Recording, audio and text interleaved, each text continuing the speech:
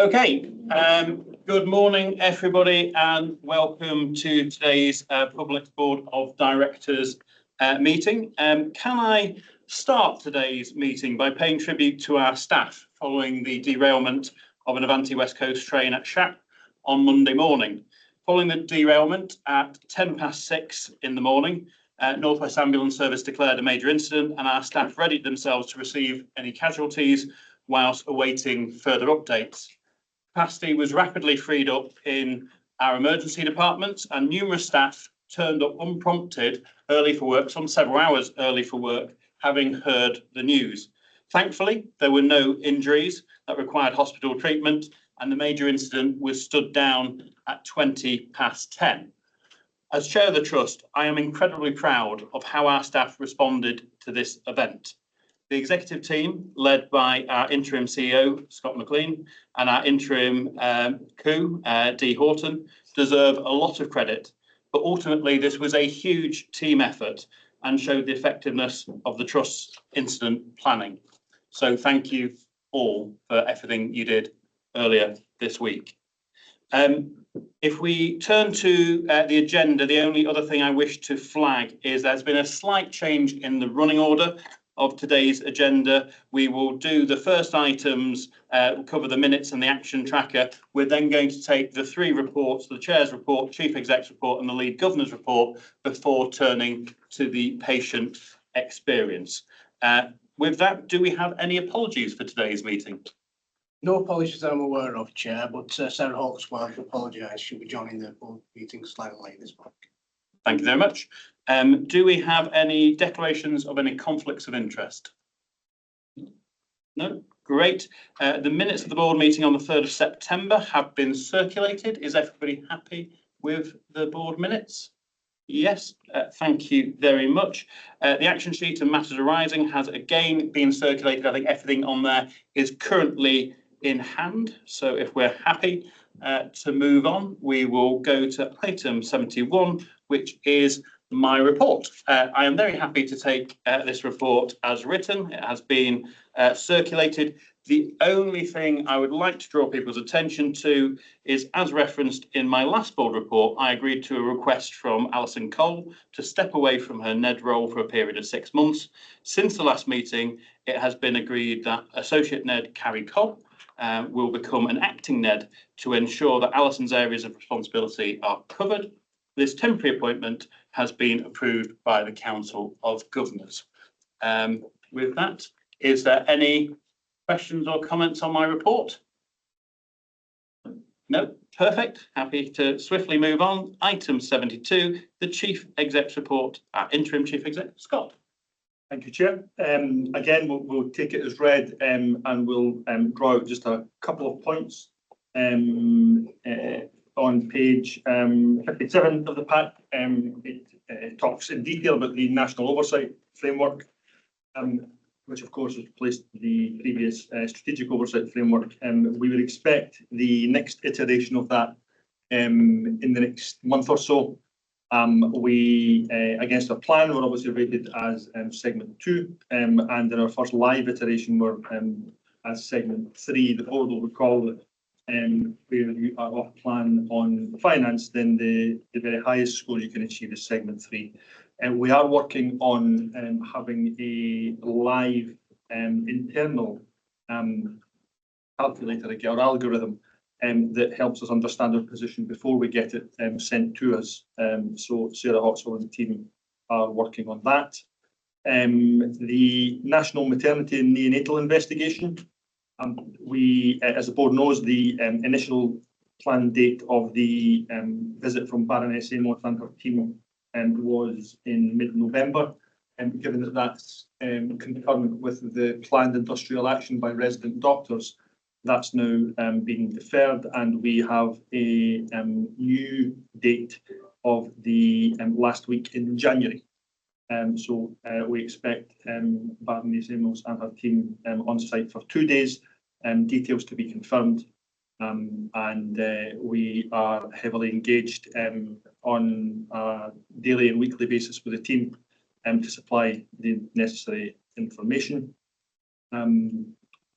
worth confirming just for the minutes of the board that at paragraph 26 in my report, it says formally that Silas Nichols, who's Chief Executive of Lancashire Teaching Hospitals, is now the lead Chief Executive of the Provider Collaborative Board. So we look forward to working with Silas and continuing our contribution to the Provider Collaborative. It's also worth me formally welcoming Dee Houghton, who's been our Deputy Chief Operating Officer, to the role of Interim Chief Operating Officer. And you'll hear Dee later on in the agenda. And then finally, we've done a considerable amount of public engagement with the ICB. I would want to say thank you to the ICB who have been particularly helpful and collegiate in working with the trust to do 5 public engagement sessions face-to-face and online across Furness and South Lakes. There's been several hundred members of the public engaged in those, and the ICB, having done those engagement sessions with the trust, and we've come to a decision through its governance arrangements on whether public consultation is now taken forward or there is an alternative to that. Otherwise, Chair, sorry, the final thing, I can't not talk about paragraph 50. So at the time of writing, the trust was the 3rd best trust in England for staff flu vaccination. There was a point last week, I think we were the 2nd best trust in England. And that is testament to our outstanding occupational health service, and indeed to our staff who have queued around the corridors and round the block to get their flu vaccination. I won't embarrass the board by asking if everyone's had it, but I'm sure everyone has. So thank you, Chair. Happy to take any questions on that or anything else. Thank you, Scott. And before taking questions, I would just point out for anyone who hasn't had their flu vaccination, Occupational Health are offering them at lunchtime today. So in between public board and private board, feel free to go and get your flu jab. Tony. Yeah, thank you for that, Scott, for the report. Really helpful. And just at point 8, can you just confirm whether there are proposals to do a session with governors with regards to this new arrangement? Because obviously it fluctuates, and at the minute we're 83rd. And it's about how that's perceived and understood by governors as an approach. Yep, we can indeed, Tony. We can do that as an action. Yep, for sure. Okay, thank you. Any other questions for Scott? Nope. If not, thank you, Scott. We will now move on to item 73, the lead governor's report. Susie. Hi, thank you. As usual, please, I hope you've read it, take it as read, but I would just like to pull out 2 things. I've done a few courses in the last few days, actually a few weeks. One of them is a trial course on conflict resolution for all our front-facing staff, which was absolutely superb. I would like to see everybody having a chance of doing it. This is with, it's a MAVO course, but done by Danny Gear, who is our security man, our security chief. Really, really worthwhile. Having gone on it, I was bumped into, one of the other people was Di Smith from our Admiral Nurses. So she invited me on a course on enhanced care policy training. Again, something I think that everybody really needs an opportunity to go on. I think we should, allow our practitioners to have a chance of doing those. And I became a digital champion, so I now know how to bring everybody if I want to. As I said, any questions? I'm happy to answer.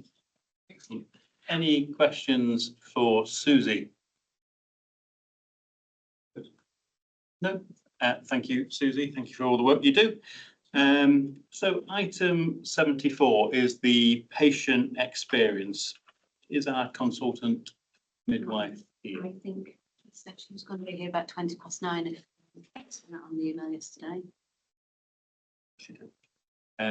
Okay, if she's not here, we will jump to item 75, the maternity assurance reports. So Lynn, can I turn to you? So Boyle should be here, so we're all into sync now, aren't we, because of timing. So Sue's going to present the reports. Would you, if you want to wait, I'm happy to jump to the safeguarding annual report, item 76, if that would be easier. It's the same issue, everybody mentioned. Same issue. Sorry. integrated. Yeah, performance. let's start with the IPR. So item 77, integrated performance dashboard. I will turn to Scott. I've no role here other than introducing colleagues in the usual form. So papers in the pack, and the first quadrant is safety and quality with Lynn and Health. Thank you. I'll start the report and then I'll hand over to Helen for her two items. So to start with patient safety incidents, they still showing, so patient safety incidents per 1,000 days, it's still showing common cause variation, as is the incidents reported moderate harm or above. So we're not concerned about the level of moderate or above harm of those incidents. From a PSERV perspective, we've had one incident reported in this reporting month through STICE, which was a death in theatre. A patient safety investigation has been commissioned, and we've got an investigator sort of identified to do that.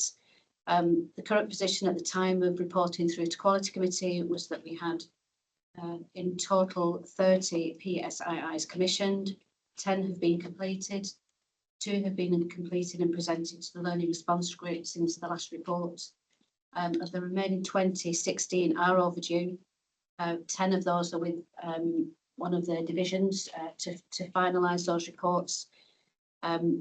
It says that there are currently no learning response leads in substantive posts, and that 3 posts are being held, but actually there are 2 posts being held, and we're expecting those to be that to be resolved within the next couple of weeks.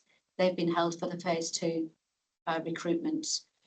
We do have one person already identified into that force that's been doing an acting role in governance, and just for some assurance that the bank staff that have been covering the PSIIs, we're getting some really good quality reports. And the reason for that is because these are people that are doing it as their sole role and not as part of the day job. And that's a piece of learning we need to take forward. Complaints, we've had no complaints over 6 months, and 0 complaints requiring a revisit. It's a good quality marker. We do have a problem with getting the complaints below 5 months. We are trying to focus on that we have been doing that for a couple of months, but there are problems with capacity. There is recruitment in the process, and we've accelerated that to make sure those staff come into post.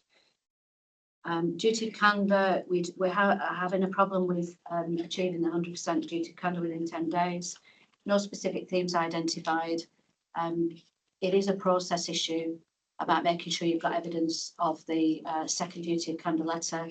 And once the fix is put into Lorenzo, which is expected imminently, that will be resolved. So we're hoping to see an improvement in that. For slip, trips and falls, we've had 86 overall slip, trips and falls in this reporting month.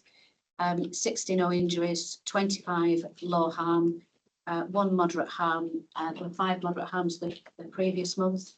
The 1 moderate harm resulted in fracture neck of femur, which has been clinical incident reported, obviously. We had a lapse in care noted around the use of enhanced care. 27 of those slip, trips and falls occurred when the patient didn't meet criteria to reside. And we've reviewed the July spike data in harms received, and there were no lapses in care for 3 out of those 5 cases. And for the other 2 cases, we've done after action reviews to make sure we pressure ulcers remains fairly static for category 2. We still have an increased focus on pressure area care. We've had 3 category 3 pressure ulcers, and there's a real focus from the tissue viability team to support the staff with education. We've had 1,135 healthcare staff go through a tissue viability programme, and we'll continue with that. Family and friends test, we still haven't got the in-house solution. There are a number of reasons for that. The solution is there, but the BI team went across to one LSC, and then we've had to do gain share arrangement so that they receive some of the benefits from the cost saving. But we have had 409 patients receive face-to-face feedback. 70 of those patients were in the emergency department, and we're expecting that to be resolved in Q3. Mixed-sex accommodation remains a concern. So 32 mixed-sex accommodation breaches. It relates to pressures. The numbers are still too high, but it does fluctuate with pressures and capacity in the wards. All of them this month were related to lack of capacity on the wards. And infection prevention, I'll just raise the 18 gram-negative bloodstream infections. That's an increase over the last few months. Some of that's associated with long-term catheters, and there is a Q2 deep dive into those infections, which will go to the Infection Prevention Control Committee. And we'll hand over to Helen. Thank you. So a couple of things. First, in terms of the venous thromboembolism, so in terms of reducing clots, so that's to do with looking at whether we're doing risk assessments. So there has been an improvement compared to the preceding month at 76.1%. We've had some quite differing between the divisions, up to about 88% in MEX and our medical division. So looking at where that good practice is and how we can share that, particularly with surgery and families who are not hitting as high as that, getting to the sort of 60s, but not that. So there's just some sustained work that's going on around that with the improvement workshops that are happening. The second one is around mortality, and you can see there that from the mortality in terms of our summary hospital level mortality indicator, or SHIMI, that was sitting at 108. That has increased to 113 to most recent data that we've got. And you can see there that there are 4 red alerts. Those are the original alerts that we had around the fracture neck edema, COPD and bronchiectasis, and then additional alerts there. We've now had a further 2. Looking at the data, it is all related to, it's not that we're seeing an increase in observed death, it's related to the fact that our expected deaths are reduced, and we've been seeing that since January based on our coding and non-coding of our non-elective. Nevertheless, for those 4 red alerts, we are continuing to alert the medical examiners about the red alerts that we have, and doing mortality reviews, finding no preventable deaths in mortality reviews that we've done to date on the 4 red alerts. Having gone into, and that's not there because it's literally very recent, we have now got a further 2 red alerts, again, based on to do with coding, because our expected deaths are significantly reduced compared to normal. And based on that, that will put us into the number of mortality reviews that we can't sustain. So we're just working through sort of an options appraisal around how we're going to potentially prioritise our coding, for example, and some of the other things that we're looking at to make sure that we are interrogating mortality in the way that we should be. Thank you. Thank you. Ali's next. Thank you. Just again, apologies for the skewing of the data because of the 1LSC transfer. So obviously you can see the spikes in the SPC charts that are aligned to that. So particularly in respect of the vacancy rate, for example, I think some really positive positions. So we were able to recruit successfully all of our registered nurses who qualified in September, so they have been appointed. We also did some really successful cohort recruitment for our clinical support workers, recognising that we had a fairly substantial number of vacancies for that staff group, and the traditional methods of the kind of online methods and the kind of recruiting for each post individually tends not to be hugely successful for our clinical support workers. So we did some cohort recruitment face-to-face sessions where they were kind of a recruitment fair, really successful. We've seen those individuals start with us in September in the main. We also saw some of our foundation doctors remain with us in locally employed positions after completing their foundation years, not yet progressing through into core training. So you can see that we have got some variances there in terms of the kind of the profile of the recruitment activity. From an appraisal perspective, we are seeing compliance improving, and important for us to note that whilst it's still in special cause, variation cause for concern, if we track back to when we did the financial turnaround last year, we stepped down training and appraisal requirements.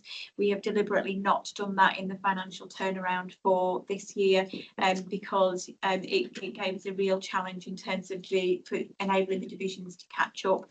So we are making that improvement, but it's slow and steady, and all of the divisions are working through now in terms of I've said this before about kind of evening out the appraisals throughout the course of the year to make sure it's an achievable trajectory as we move forward. Sickness absence, it remains in special in common cause variation at 5.76% in September. Just to note, the winter target for us with sickness absence, recognising that sickness always does go up in the winter period, is at 5.9%, so we're still under that target level. There has been a significant kind of spike in short-term sickness, particularly cold, flu, COVID related, during the month of September, and that has continued in October.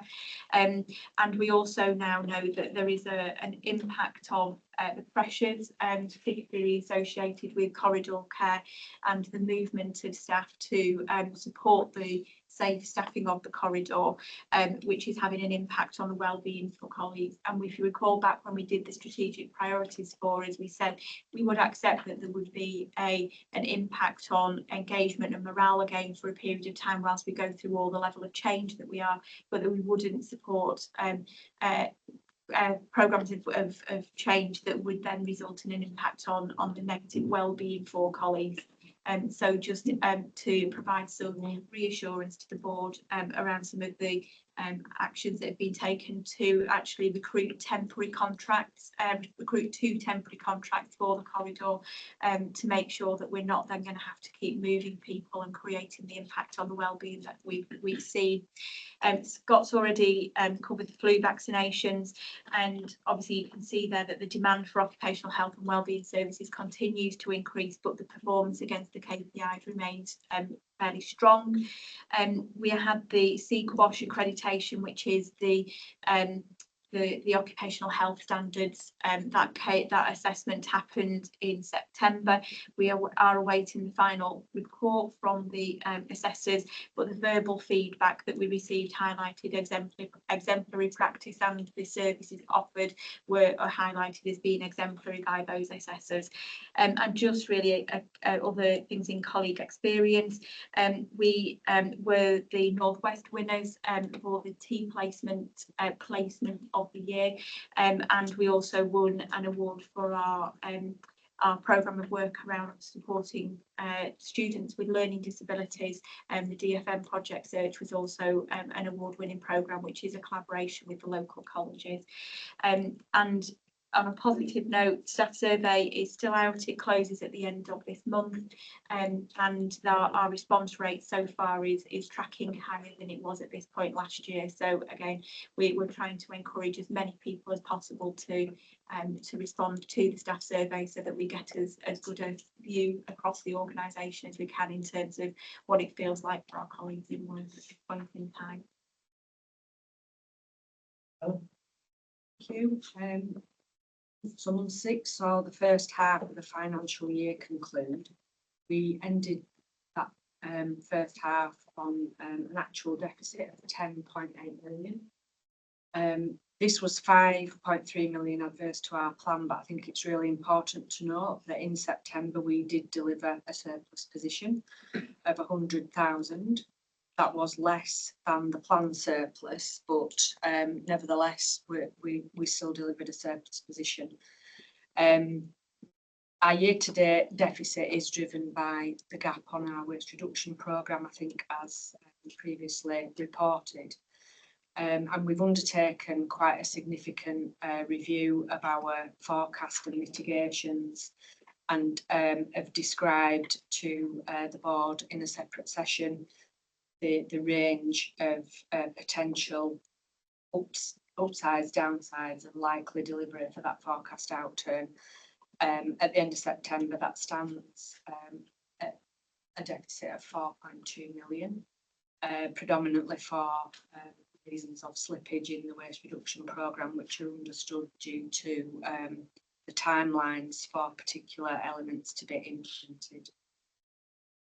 Within that, and obviously the sickness ranges that Ali's just described, we are still performing really well in terms of our agency expenditure. Colleagues will recall we have a cap of 1.9% and we're running at 1.35%, which I think with all the challenges that we hear about is a testament to the teams managing that financial position within the challenges of operational delivery. Our medical agency is still a concern within that, however, and is running over 4%. So we've got some significant pieces of work with all the divisions looking at the areas where recruitment is still proving to be a challenge, and we've made inroads into recruiting some of those hard to fill positions. In terms of the waste reduction programme, again, I think it's really important to note that we have delivered 14.3 million at the end of September. That equates to 15.3 million in a full year, and we are still on target to deliver a significant element of the 32.5 million programme. The full year effect of the programmes that have slipped in year will still be yielded in 26-27, and we are focusing on the exit position of the organisation. So that effectively means where we'll be in March, and if we can deliver things and start the implementation in March, that gives us the value in our exit position and the benefit into 26-27. Cash is relatively stable at the moment. We had 17.4 million in the bank at the end of September and are continuing to monitor that position daily. We have had notification that as an ICS we will not receive cash support during October, so we've not received the support that we would have expected in the ICS. Morecambe Bay, however, did not require any cash support, so we are in a position at the moment where we're managing that quite well.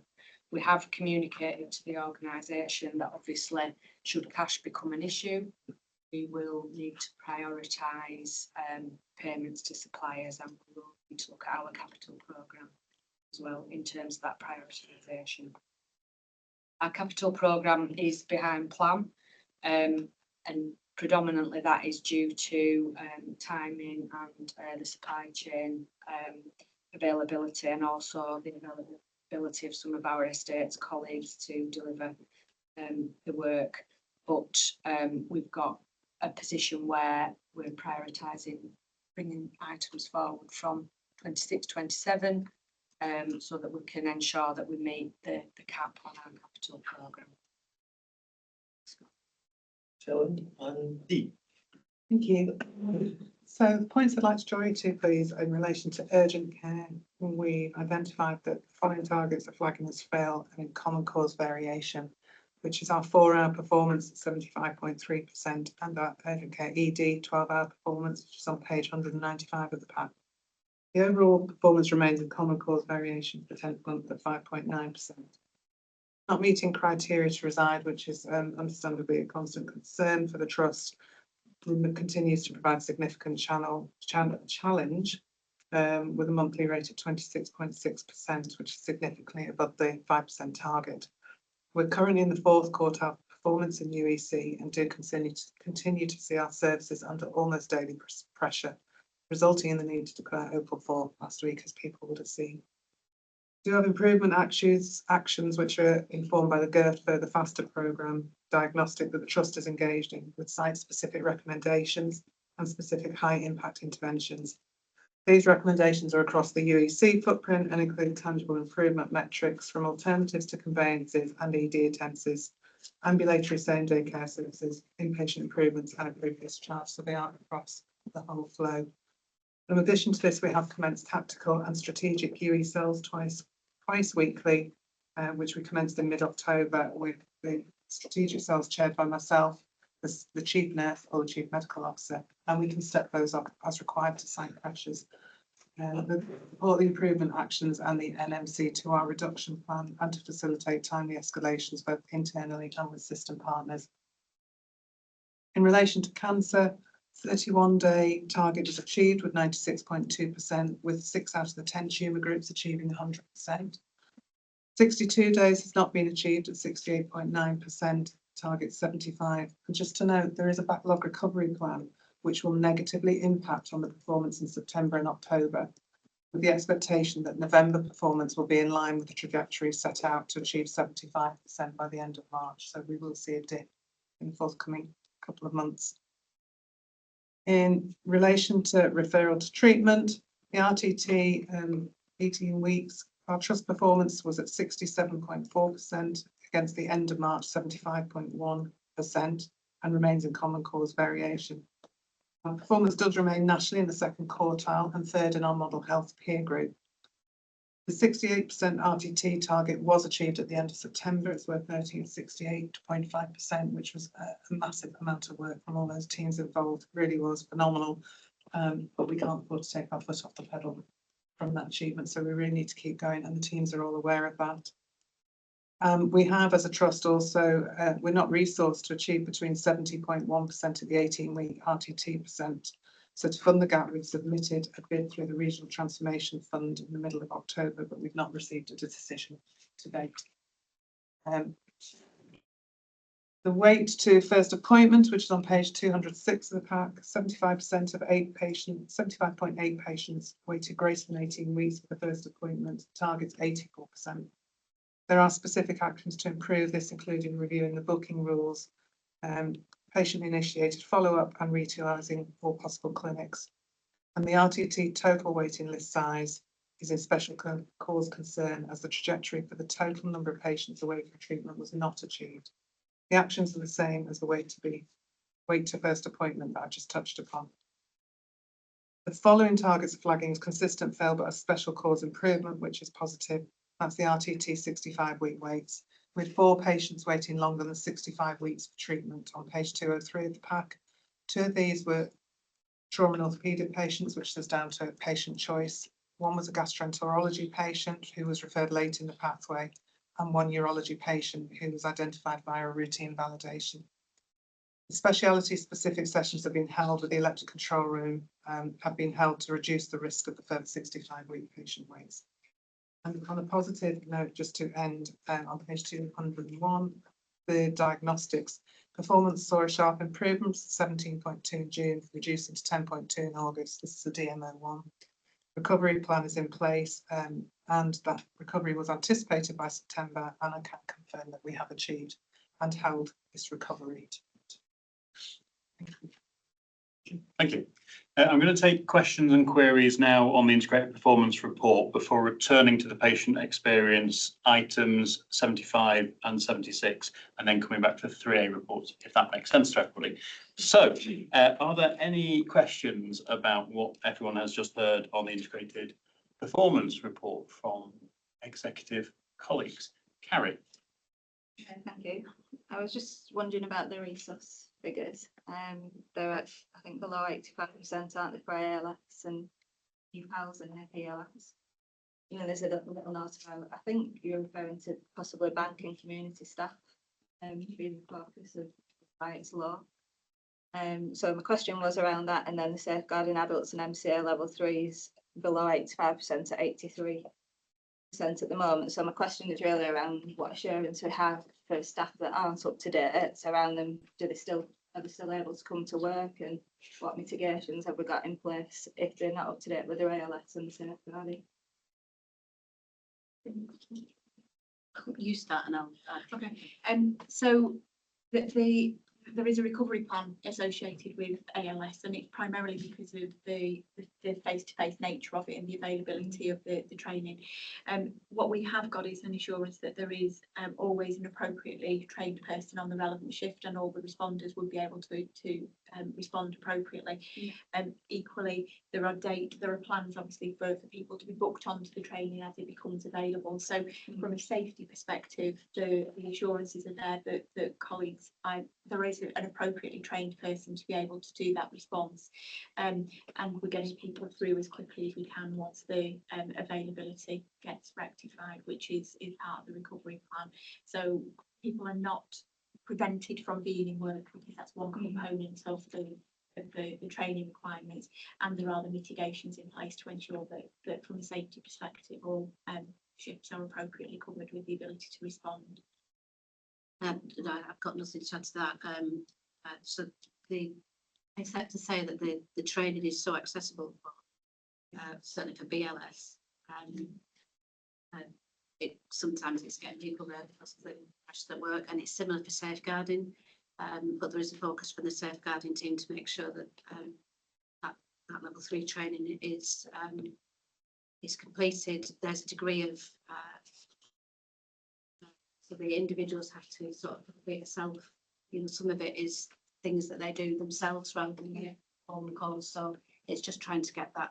I think people find it quite onerous, but we are trying to make that more accessible.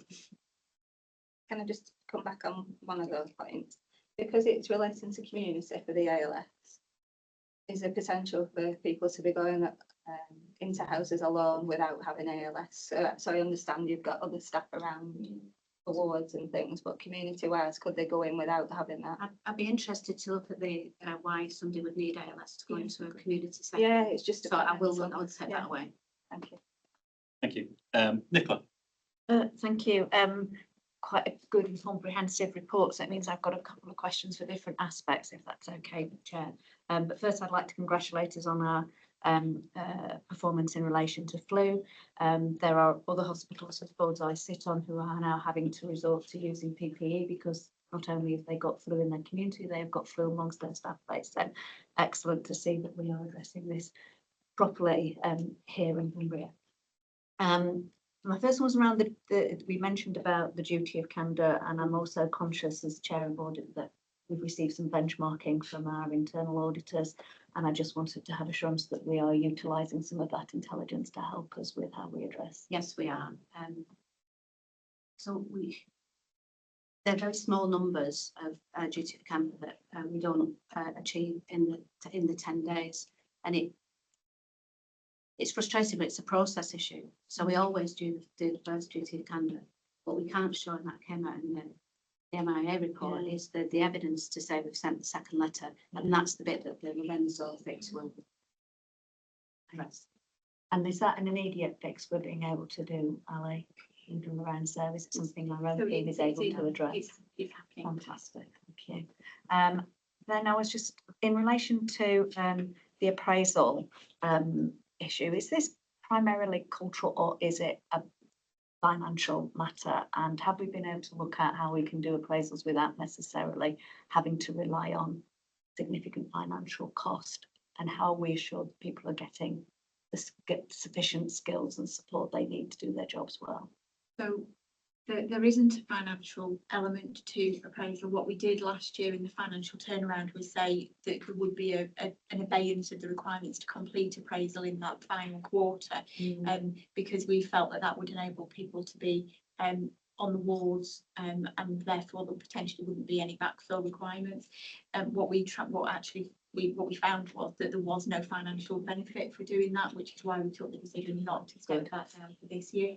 And also it just created such an operational issue for us in trying to catch up.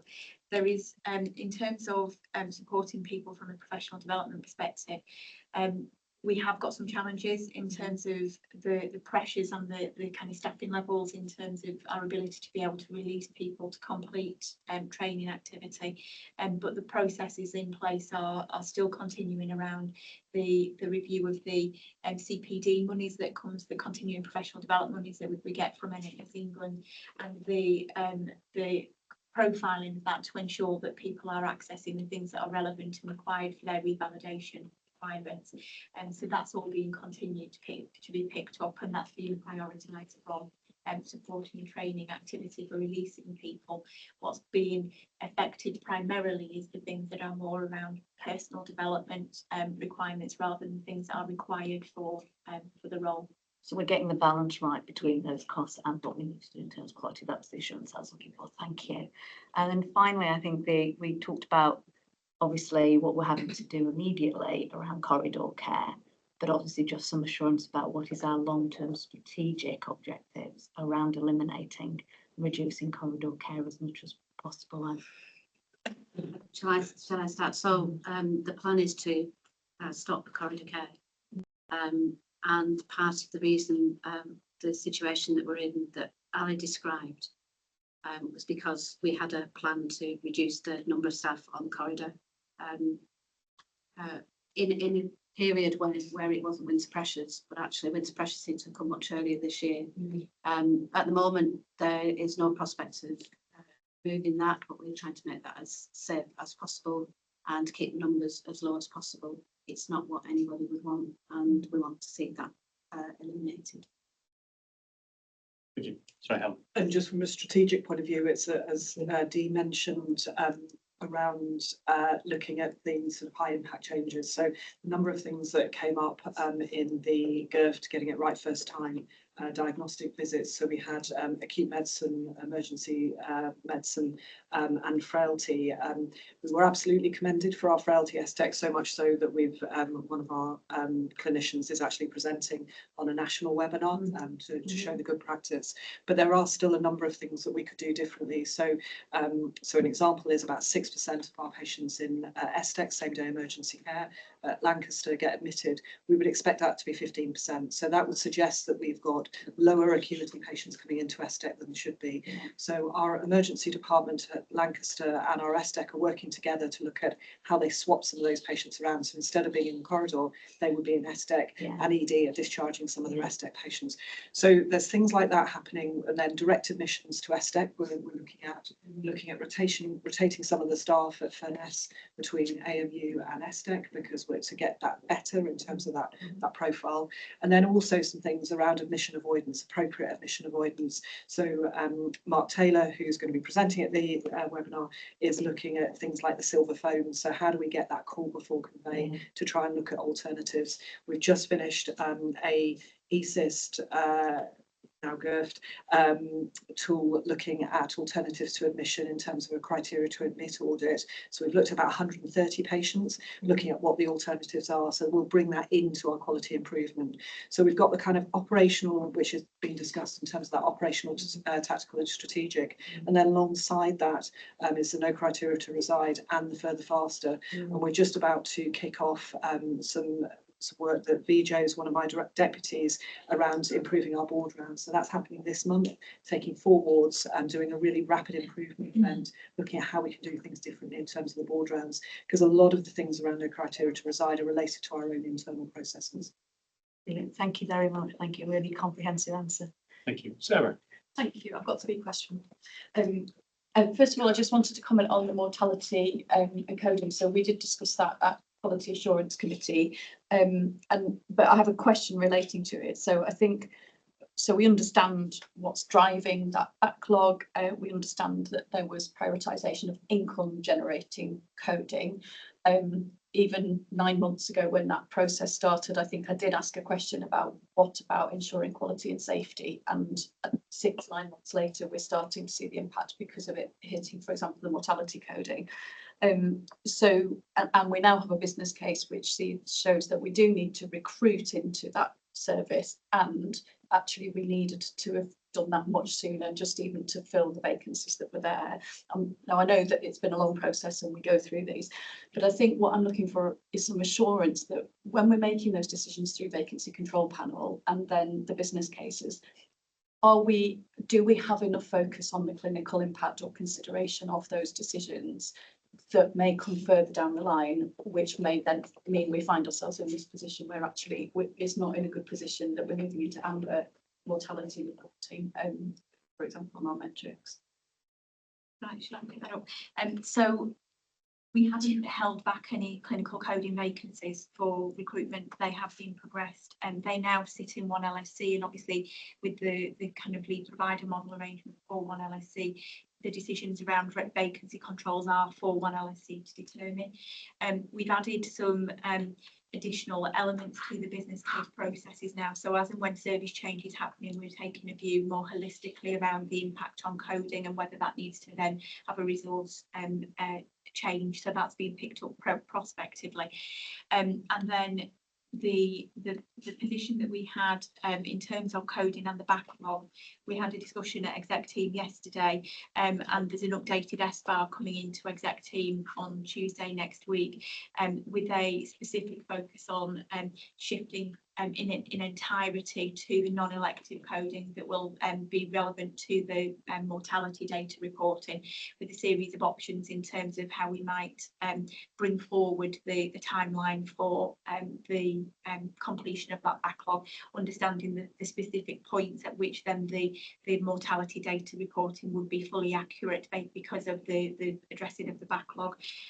So that paper is coming into exec team next week, and obviously will then feed back through into QAC.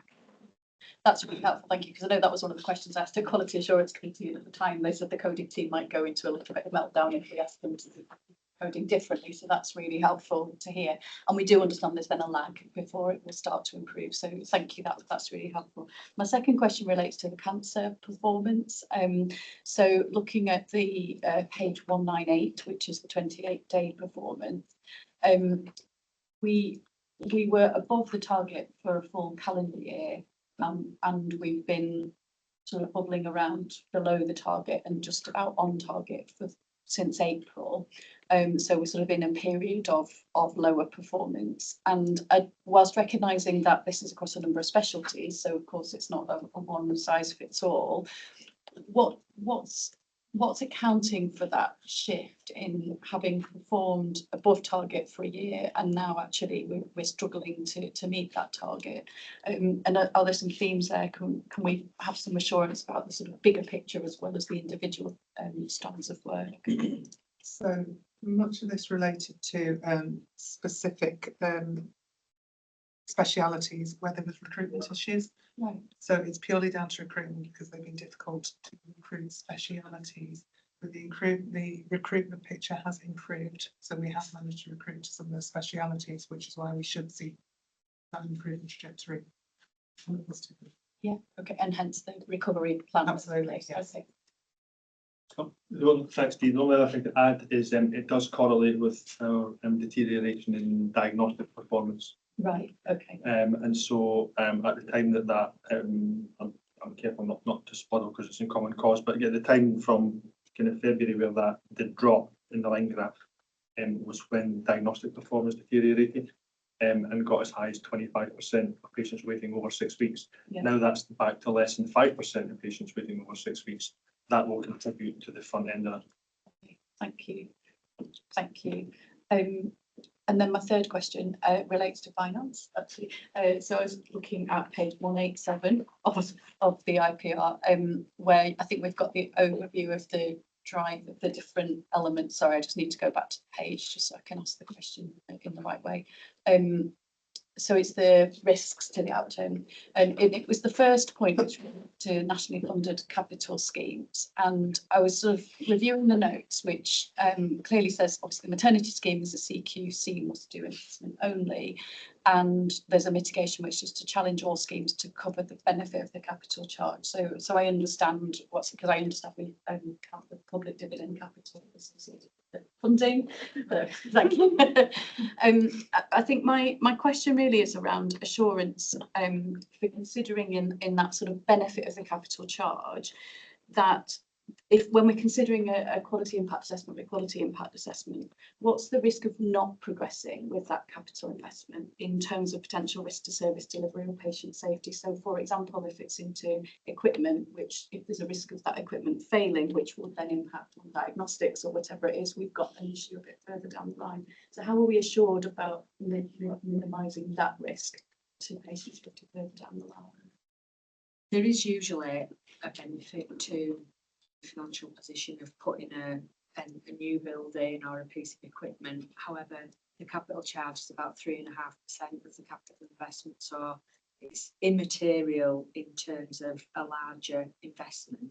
We would keep a small contingency at the beginning of the year when we're doing planning for anticipating things of that nature. And also our depreciation plan, so our capital charge plan, is set at the higher expectation, higher level of the expected investment to try and allow for some of that. Yeah. So we try to mitigate that in the planning process. We sometimes get depreciation funding as well. So the risk is balanced, and often we'll work through that with the services if it's something specific that will support one of the other indicators. So in terms of then that decision making around the investment, in the business case, the EIA or QIA, how is that considered? I suppose I understand what you're saying about the process. I'm not necessarily assured by how we are aware of the impact potentially on quality and safety. Does that make sense? So it would go through our investment priority group, and our clinical colleagues sit on that group. So all the quadrants of the performance metrics are taken into account. And then a recommendation will be put forward if it is going to be a slight cost, that recommendation will go through our relevant approval. Okay, thank you. Jalabani, I was going to come to you next, but your hand is no longer up. Has your question been answered? No, just conscious of time, but probably pick it up elsewhere. This is in relation to the complaints. This has been an issue for us for a very long time, and I can see some improvement, and thank you for all the work. Just wanted to get some assurance or some timeline in terms of when are we going to likely to continue to see that improvement, because this has been ongoing for quite a significant length of time. Yeah, so thanks, Jalabani. I share your concerns, and we've discussed it quite a lot at within the team. So the team are about to come into place. We haven't got the definitive timelines, but we're expecting that to improve in the next few months. We have just appointed a lead for patient complaints, which has been a vacant post. We've had somebody who's actually been on long-term sick, so we've got somebody leading that team now. So expecting improvements over the next few months, but I can give you that timeline at another day. Thank you. Karen. Oh, thank you, Chair. Just one comment and then 3 short questions, if that's okay. Just really to highlight then the work that Lynn mentioned, the collaboration between the Trust and the University of Cumbria, and that impact of the engagement of significant numbers of staff in pressure care. This is just a request that if we could see the impact of that engagement coming through the reporting, that would be really important. So request to Lynn on that. And then 3 brief questions, if I may. We've heard both from Ali and from Lynn about some of the challenges in either data collection or reporting associated with LSC. Do we have a firm timeline now when we're anticipating that to be resolved? Shall I carry on with my other 2 questions? We're getting answer that one first, and then we'll come to the next question. Okay. Yeah. So Karen, the budgets were due to transfer in October, so that should address that. But from the staffing post reporting perspective, my understanding is that there's a request that happens from the next financial year for the purposes of what's called the provider workforce return. So we'll come back to you with the confirmed information, but the budget's transferring in October, which means that from November's reporting that the feasibility is there. It's just whether practically we are asked to do that or not, and whether that happens at the start of the new financial year. Okay, thank you. Just really concerned that for some time now we've been working to be a really well and accurately data informed board, and organisation, and it's just the criticality of our confidence in that data.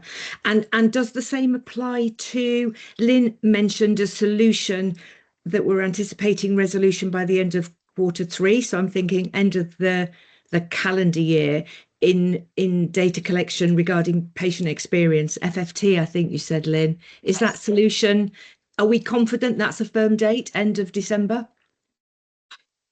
As confident as I can be, Karen, because it's sort of been, we were expecting it much earlier than it has been. The one LSC, there were problems with Lorenzo, which actually put the project back, and then the one LSC transfer.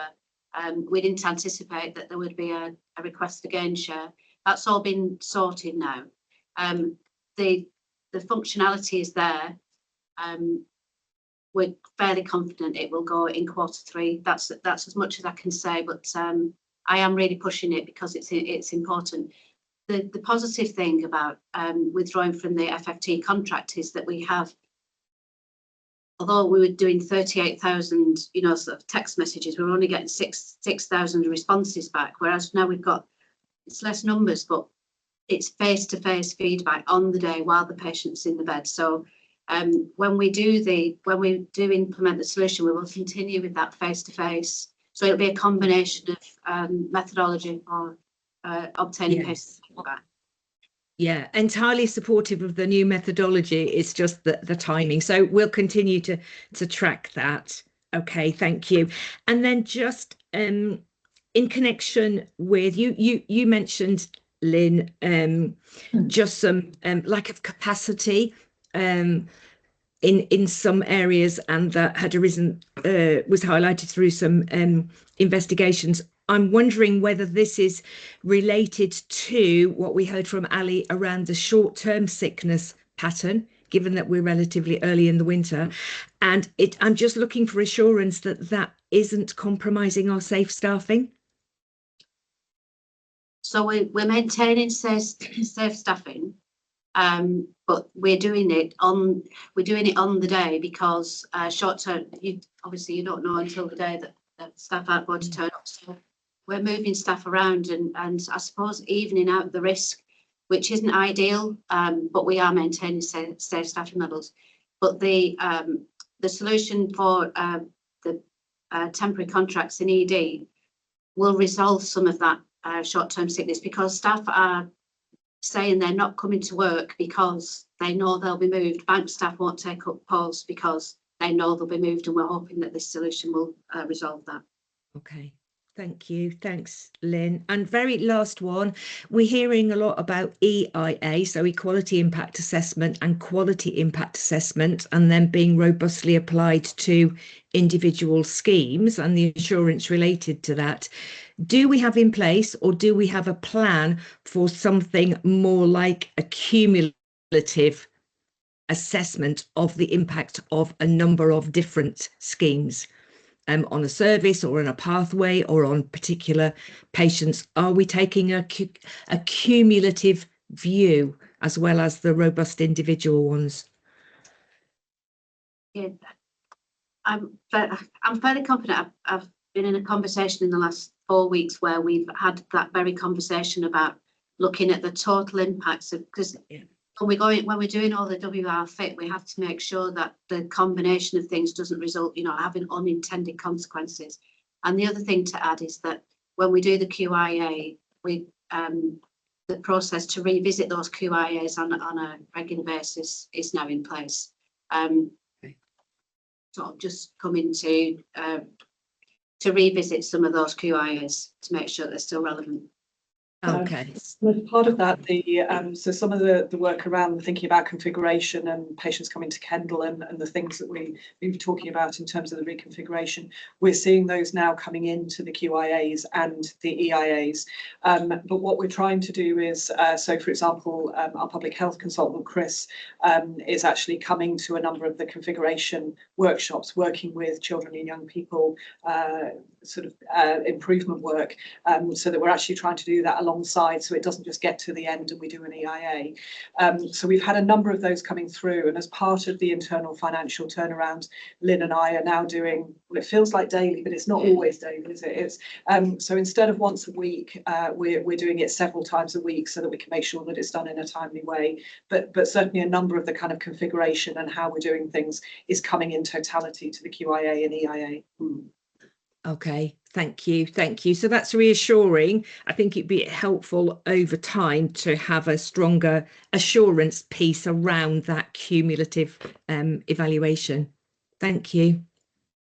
Thanks, Karen. I'm just going to bring in Sarah on this point, and then I've got Mike as the last, I think, question on the report. Sarah. Yeah, thank you. I think it's a really good point, Karen. So we're definitely expecting an update report to Quality Assurance Committee relating to the review of QIAs and to make sure that mitigations are in place, etc.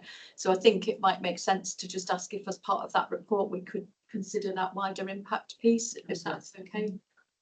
Scott. Yeah, thanks. So I think as we approach next year, so from the planning perspective, from the change perspective, and from some of the bigger schemes that we know are impactful, then we have had a conversation with Paul, with Chris Chiswell, as Helen mentioned, around not one big aggregated QIA, but the assessment of impact of next year's plan, next year's change programme.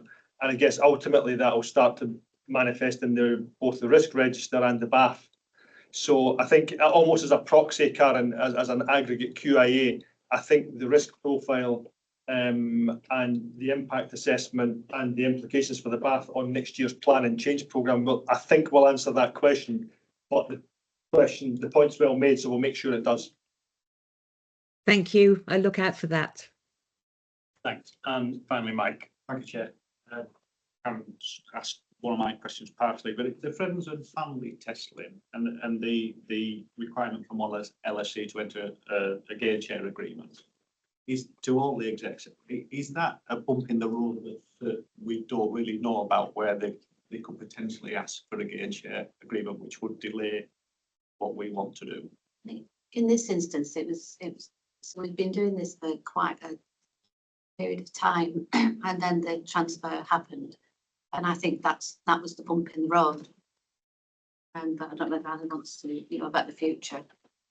So I think there have been lots of discussions around attribution of cost savings and where they sit and where they don't sit. And there's been a big piece of work that's been happening in terms of the analysis of that and the kind of making sure that we are aligned with One LSC on those programmes. And it is one of the things that we've picked up as part of the conversation around some of the things that need clarification before as we move into that lead provider model. Thank you. Sorry, Nicola, did you want to? Yeah, just very quickly again, follow up with friends and family tests. Really good to see the improvement that this approach is taking, but does it still allow patients and family the opportunity to feedback after they've had the opportunity to reflect? Because for some people, being able to provide it in the moment is not always the right time. It's a really good question. The solution that we're putting in would be that solution. So in combination, I mean, patients always are given information about where they can, once they go home, the PALS, etc., and who to contact when they go home. But I will take your question away because it's feedback I've had from patients is sometimes that getting back through PALS when you're no longer a patient because there isn't a link for you is difficult. And secondly, I think lessons learned from some of the things we've heard from patients over the years is that we do need to maintain that longer term path if they need to be able to feedback, because somebody's in a grief process at the moment or it may not be the right time for them to feedback. Yeah, so FFT wouldn't resolve that anyway. We do need, I think the point you're making, we need to make it easier for people to come back when they're ready. Yeah, and have an easy path through. And they don't feel that's FFT. Okay. Their experience of FFT doesn't make them feel that communication channel is now closed down. But FFT is a bit of a blunt tool, really. I know it is. That's what I mean. So people sometimes think that's it. Okay, I'll take that one. away. Smashing. I think that's been a very good discussion on the integrated performance report. We are now going to skip back in the agenda to return to the patient experience, followed by item 75 and 76, before we then turn back to the 3A reports and the update from the assurance committees. So if we turn to the patient experience, Lynn, do you want to? Yeah, I'll just briefly introduce Chantel, who's going to tell us Holly's story. This story came to the Nursing Midwifery Professional Council. There's a lot of debate afterwards, and it's an important story about women's choice in giving birth. So over to Chantel, and Sue's come along to support. Thanks so much, Lynn. Morning, everyone. I'm Chantal Winstanley. I'm the consultant midwife here at Morecambe Bay, and I lead on personalised care. I'm really delighted to share Holly's home birth story with you today. Nicola, if you can hear me, I'm just looking at my own screen here, so I'll just ask you for a slide change as we move along. So Holly brought this story to our Maternity and Neonatal Voices Partnership, which is our service user group. So she shared the story in summer, and we decided to share it with you today. It is a positive birth story, but it also demonstrates choice, as Lynn said, personalised care, safety and robust operational planning, which is why we've brought it to you today. Holly's agenda was to reduce the stigma in relation to home birth and to raise the profile of home birth. Before I share Holly's story, she's unfortunately not able to be here today, so I hope I can do her story justice. I think it's important to contextualise home birth. Place of birth's really important. It's important to maternity services. It's really important to women and families. It is often a very political and complex subject. Home birth in particular is a polarised topic. Everyone seems to have an opinion about home birth. However, it is a valid choice of place of birth. The NICE guidelines, as we know, endorse 4 choices of place of birth. That's obstetric unit, alongside midwifery unit, freestanding unit and home birth. As we know, Morecambe Bay, we don't have an alongside midwifery unit here, but we do have our freestanding unit here in Kendal, and we have 2 obstetric units. 1 in every 50 births in England and Wales take place at home. That's planned home births, not unplanned home births, with an average of 2.2% of total births. So small, but important in terms of choice. What does the evidence say? Midwifery, of course, is an evidence-based profession, and actually if we look at the robust evidence around uncomplicated pregnancies out of hospital, the evidence is strong and compelling, and the list is there.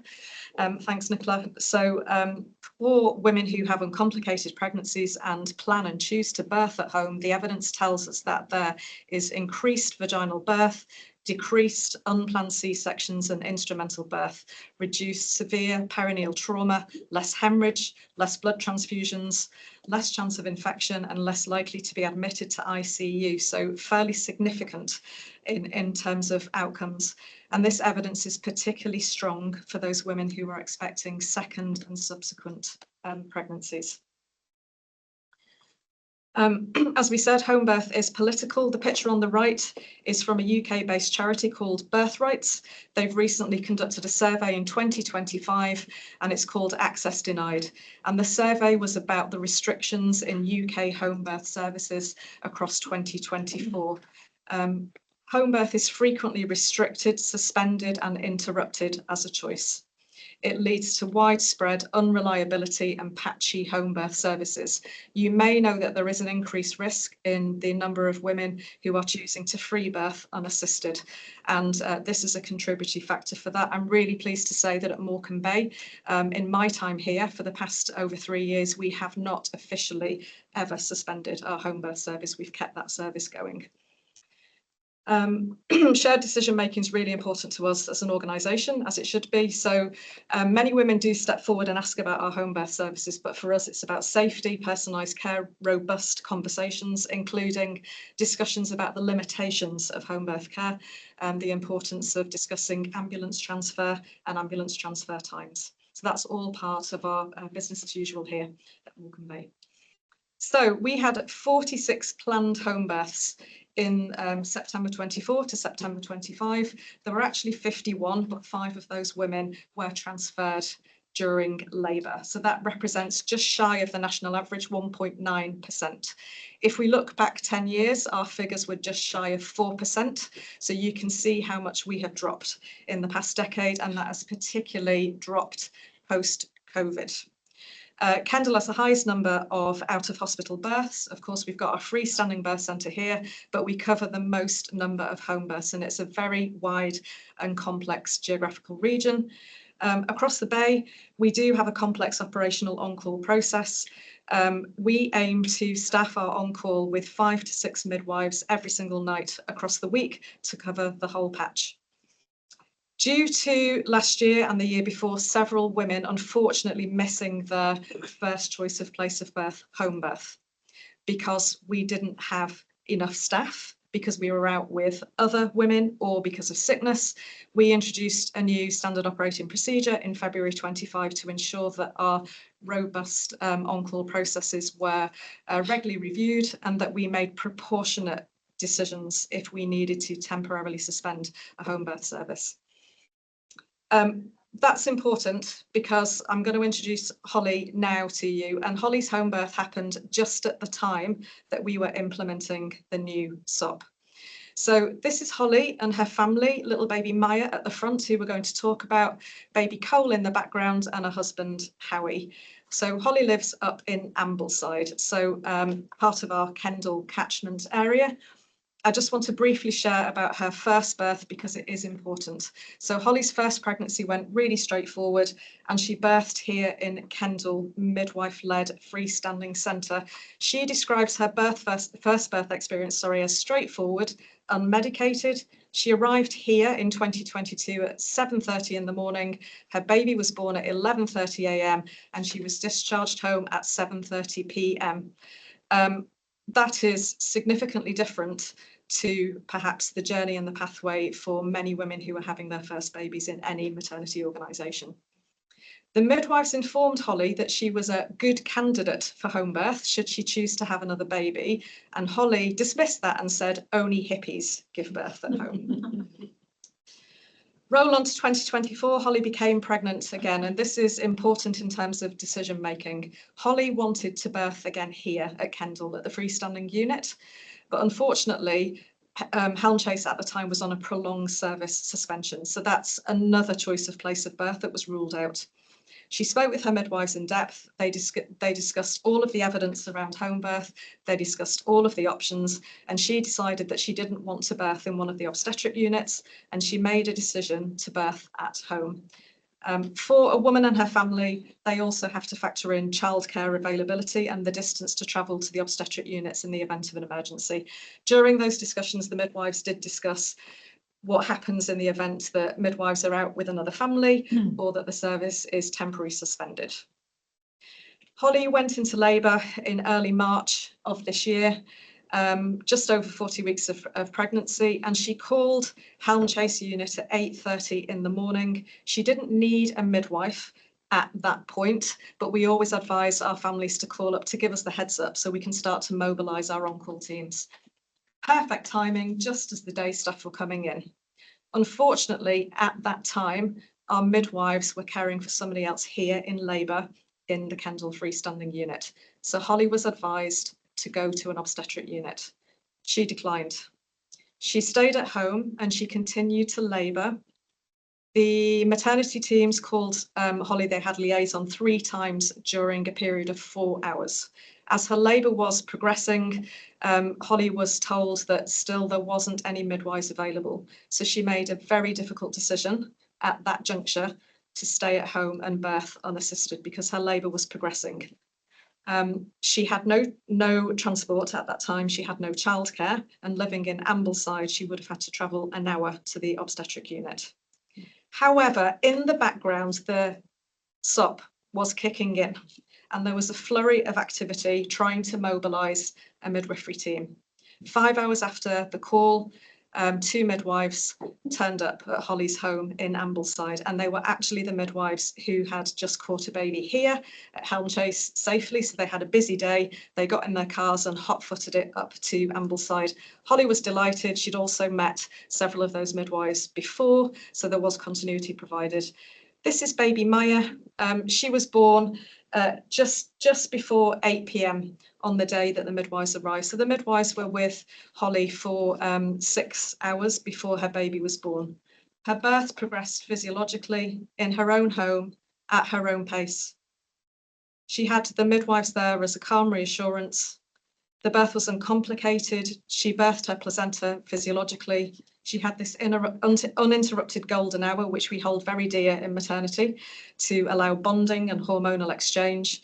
Her baby breastfed immediately as Holly wished, and she had no perineal injuries.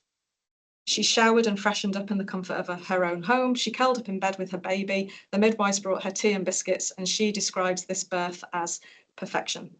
And the midwives left her home for her and her family to get on with their lives at 10:30 p.m. So job well done from the midwifery team.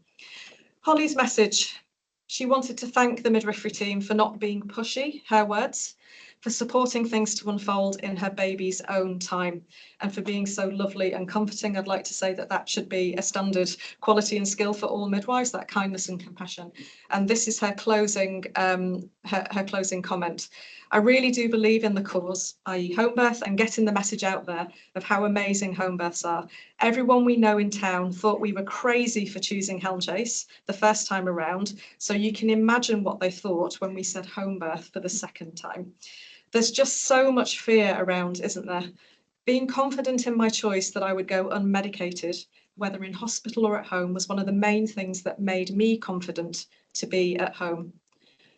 From our point of view as a maternity team, we need this continuous development. We need to continue this strong collaboration with our service user voices, the MNVP. We need to continue to support the evidence around home birth. It is strong and it is compelling. And for those women who fit into the suitability criteria, we should be offering it as a choice. We need to continue to be transparent with our families around our transfer rates, around transfer times and the limitations of home birth service. And we need to continue our high level of training for staff. We were the first trust in NHS England to bring in Community Prompt, which is training specifically for community midwives in emergencies in out-of-hospital births. I lead that faculty and I'm really proud of the work that we've done, and we're just developing our Year 4 curriculum. And we need to continue to utilise our standard operating procedure. Holly's story actually influenced that SOP, and we made some minor changes to that SOP just after this birth. So we now have 2 daily on-calls with our community cross-bay teams to make sure that we can proportionately cover as many births as we safely can at any one time. Thank you very much. Thank you very much, Chantal. Thank you for coming and telling Holly's story. Are there any questions? Nicola.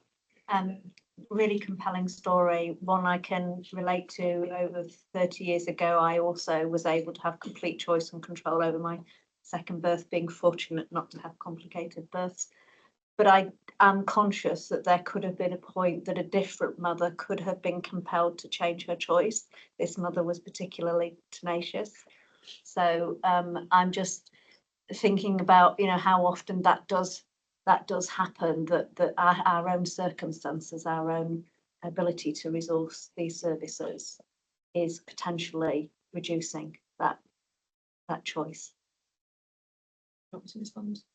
So in the year that I did the statistics, there were 8 women, to my understanding, who were on a home birth pathway, but unfortunately weren't able to have their first choice of place of birth. So birthed, 7 of those came to the obstetric units, and 1 woman chose to free birth unassisted. Thank you. That was the statistics on. Thank you. I mean, really fantastic work, and interesting with the statistics that you mentioned. Have we reverse engineered this to understand how many births we could cope with then, given the historical births we've had? And I know you mentioned, I think, targets of national targets, I think just under 3% it was. Do we know what our capacity is? Well, if we look at the statistics and the data, then the data shows us that just over 20% of women fall into the category of uncomplicated pregnancies when they are term pregnancy. We couldn't cope with that operationally at the moment. But we could certainly operationally safely cope with more numbers than we have. But we haven't done a projected forecast. No, and I think as we move towards different models of care, that projection will become more and more evident. Ellie. I suppose it builds on that in terms of the 10-year plan and the shift from hospital to community and those choices for people being supported closer to home or in their own home. And I'm thinking more about the as we think about the future training of midwives, is there something that we would need to be thinking about differently in terms of the discussions that we would have with our higher education institutes, the universities, and who are training our midwives of the future in terms of the different skills that would be required, the different risk appetite, and how you manage that? Is that something that we are actively thinking through and having the conversations with the university? So the universities do prepare our future midwifery workforce to deliver this model of care. The issue at the moment is we deliver a traditional model of care, but they're taught a more contemporary model of care. So actually, the stuff we're doing now sits better with the way midwives are trained and educated. And Scott. Thanks, Chantal. You rightly acknowledge there's a very febrile and passionate debate nationally around birthing. And so it's clear that midwives supported Holly's choice. Can you just unpack a little bit more in the personalised care agenda? Obviously, there'll be other women who very much would prefer an obstetric-led birth, sometimes with intervention. So I guess the question is, are we as passionate about supporting that, and does our antenatal education reflect that? Well, I believe that we are as passionate about supporting all choices without judgment. Indeed. So we've got a significant increase in the number of women who are requesting elective caesarean section, requesting induction of labour, and it's about putting those robust pathways. That is a challenge for us in maternity, but this is certainly not. It's not played out to women as a biased choice. It's just using the evidence and putting all of the choices in front of women. And we do that repeatedly throughout the pregnancy journey. Just to add to that, the recent audit for induction of labour demonstrated that 17% of the inductions were through maternal choice. Thank you. Thank you. Thank you, Chantal, and thank you to Holly for allowing you to share her story. Thank you very much for joining the meeting today. We turn to item 75, the maternity assurance report. So I'll just hand over to Sue. In fact, Chantal's going to stay with me just to some exposure, if that's okay. So the maternity report, I'll take the paper as read. I do have 4 points that I'd like to draw to your attention. The first point actually follows on from the choice piece that we've just been talking about. I'm really pleased to say that we've now secured some funding from the ICB to implement continuity of care. And we have our first workshop tomorrow. We will be adopting an action research approach. So we'll be collecting the data. We'll be collecting quality and safety data and also financial data as we go, because we really need to demonstrate what benefit that is, from not just from a quality and safety perspective, but from a service user perspective, from a clinician perspective, and from an economic perspective as well. So that work kicks off tomorrow. So that's fantastic. The second point I'd like to raise is around Safety Action 9 for CNST. I went along to an NHS resolution workshop, and at that workshop they were talking to us about board responsibilities. And it emerged that actually the new guidelines that came out last year demonstrate that we don't have to produce the whole of the maternity reports to the whole board every single time. So we've took some of their guidance and we're just working on what that might look like going forward. So the delegated body of the board will be the Quality Assurance Committee, and then here will then receive a AAA type report, but with a link to the full MAC-Dash and essential documents, just for transparency, so that you can actually see the whole. I think that that will cut your package down considerably, and and I think the other thing is it reduces the risk of having so much material you miss something that's really important. So we're looking at developing that. It'll be after the national investigation. Once that's put to bed, we're out of MSSP, hopefully, and then I'll be working on that early in the new year. So that's just for information. And the third point is the MAP safety dashboard. There are 4 particular areas of challenge at the moment. That's around term admissions to the nursery, shoulder dystocia, internal deflections and unsuccessful inductions of labour. In the pack you will see that there's action plans against each of those, and we'll be monitoring those. I do just want to say internal deflections I'm not so worried about. It is in special cause for concern, but you have to remember it's a safety mechanism. So when we deflect, it's because we need to keep people safe and we need to make sure people are in the right place at the right time with the right clinicians. So that's more a safety mechanism. I just also want to say that I'm starting to notice some variation in the data between RLI and FONES. I want to unpack that more, and so I've just started doing a deep dive on that, and that will include a triangulation with incidents and our service user feedback as well. I'm hoping then to deliver a more in-depth report to the December QAC. So we'll that'll be watch this space. So I'm having a look at that. The fourth point is the induction of labour was causing some cause for consternation. We've really struggled with getting the right data collection to that. We now have a solution to that, but there was issues around service user concerns, clinician concerns, induction of labour delays, the data collection and unsuccessful induction of labour.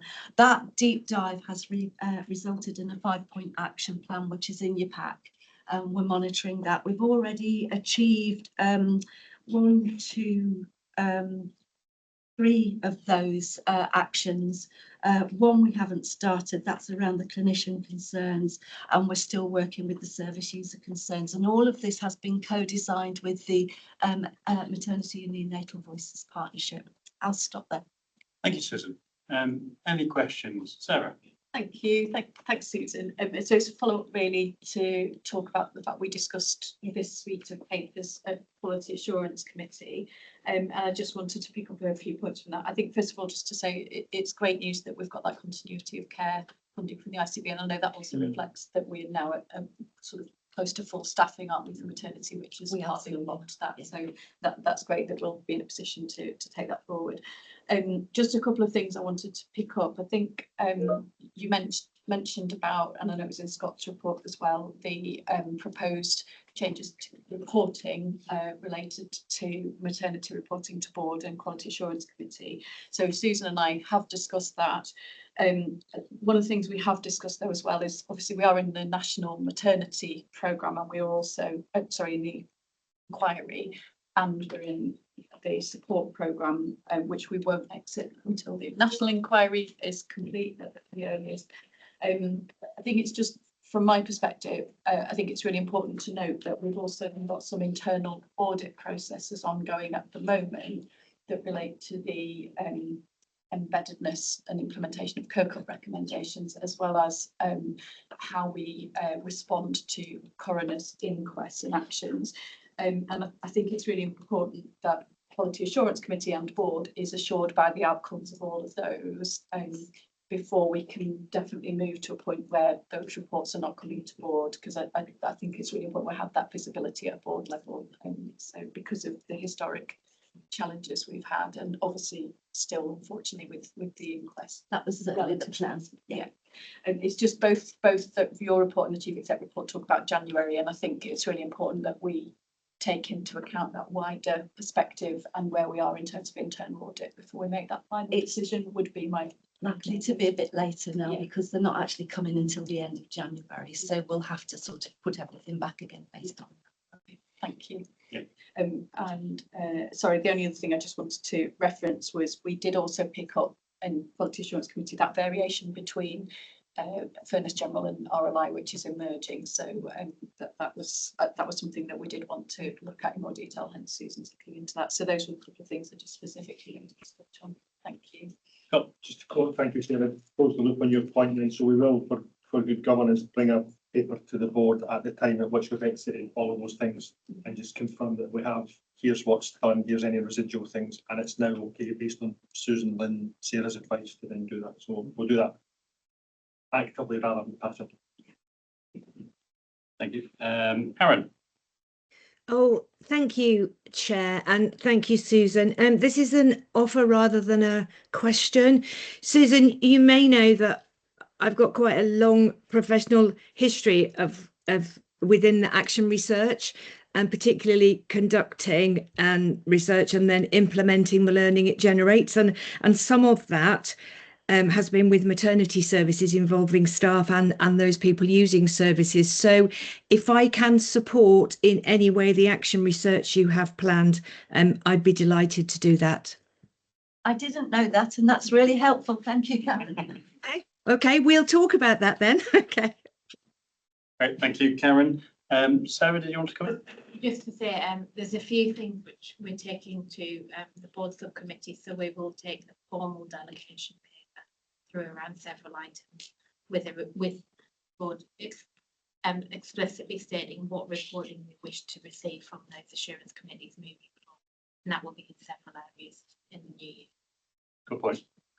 Thank you very much. If there are no further points on this agenda item, we'll move on to agenda item 76, the safeguarding annual report. We are joined by Liz Thompson and Jane Heath for this report. Before I turn to Lynn, just conscious of time, so if there's any presentation, if we can keep it to about 5 minutes to allow for discussion. Thank you. Yeah, so introduce Liz, who's going to present it. We did present this at Quality Committee and it was a very succinct report. So over to you, Liz, please. Good morning, colleagues. I hope you found the report informative. Just a couple of highlights from me, and then I'm happy to take questions. You'll note from the reports from the named nurse for children and named nurse for adults and the named nurse for children in care that we currently have some vacancies. For assurance, the vacancies for the children in care team are in progress to be recruited. We have managed to secure funding for our Health Independent Domestic Violence Advocate, 50% funding from the Lancashire Police and Crime Commission. We are still waiting funding from the ED Navigator, and we have funding in place for the Independent Sexual Violence Advocate until March 27. You will note particularly from our IDVA and ISVA, the number of staff that they have supported over the last year has been phenomenal and something that we weren't able to do in the previous years. Just want to make a note to you that our learning disability matron is now retired and now is working 3 days a week. You will note that the safeguarding team, because of the makeup of the safeguarding team, are able to support individuals' requests for advice and support through the duty team. You will also note that we have now updated our safeguarding matrix, and that's very clear in respect to training requirements to meet the intercollegiate documents for both children and young people and adults. You will also note, which is a piece of work that has been recognised, is that the LD passports now are electronic, and it needs to be noted that our learning disability matron with those with lived experiences have been pivotal in introducing those. I'm not going to say much more, but I'm happy to take questions. I'm conscious of time. Thank you. Thank you very much, Liz. Very comprehensive. Are there any questions on the safeguarding annual report? Tony. Yeah, thank you, Liz. Really good report and very thorough. Just two things. I wonder if you could just say a little bit more about the children care team, given that children care are probably some of the most vulnerable individuals in society, in terms of what the mitigations will be and how long do we think we'll have a team in place? Should we say that's sufficient? Yeah, many thanks. You're absolutely right. They do carry a statutory function, and currently the work will be accountable to myself and Jane. We have gone out to advert and we have requested that this is fast tracked. So I'm envisaging that we'll be out and interviewing hopefully by the end of the month and have somebody in post just after Christmas. At the moment, we are streamlining the work of the children in care and we are picking up all the statutory functions of that role. And we are confident we will be able to carry out the functional role. The ICB are fully aware that we have gaps at the moment, but through the duty team, we are able to carry that statutory role out. I'm not saying it's not without risk and it will go on the risk register, but at the moment we've been able to carry for the last month that statutory function. Thank you. Sarah. Thank you. It was just to note that Quality Assurance Committee also received and considered this report at the meeting. We also, it was a good, helpful report, and it's good to see the progress that's happened over the last year as well. We also discussed the aspiration to grow the number of trained safeguarding supervisors so that there can be people on every shift, and we know that that's still an aspiration as opposed to a reality at the moment, but just noted that that will help as well in terms of maintaining safeguarding duties as well. So thank you. Thank you, Sarah. Liz, thank you very much for joining. Oh, Karen wants to come in. Oh, sorry for the late hand. Thank you, Liz. It's just a question about children being placed in unsuitable settings, and I'm aware this is it's a system and also a national challenge. I just wondered how far that was a challenge for us and how it was being addressed. Thank you. It's a challenge for our colleagues in children's social care around placing children that in homes that have not been Ofsted or CQC. They are small in number and they are often the most challenging children. But it is Lancashire Children's Social Care, to my knowledge, we have one child at the moment that they are looking to replace in unregulated care. And to say there's a wraparound team around that child, there is a robust plan in place for that individual. Oh, thanks, Liz. What I was wondering whether we were finding that those children, in the absence of any other appropriate setting, were finding their way into our services as a place of safety, either children's settings or potentially ED. If a child becomes in crisis, the first port of call will be ED.